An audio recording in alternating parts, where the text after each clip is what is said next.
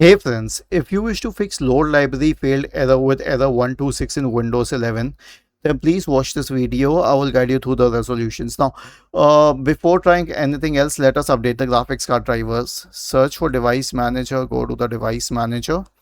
Expand the list for display adapters, right click and update all the graphics card drivers to the latest version. If this doesn't help, then it means that some DLL is broken inside. Basically, it's the load library DLL itself. So search for command prompt in the Windows search bar. Click on run as administrator. Type the command sfc space / scan now and hit enter to invoke the sfc scan. This scan needs a long time to complete. So here's what we will do. We will minimize it and continue with our work. Let it take its time. Was this helpful? If yes, then please subscribe to the channel. If not, then let us know in the comment section of the video on how we could help you further. Thank you for watching this video and have a nice day.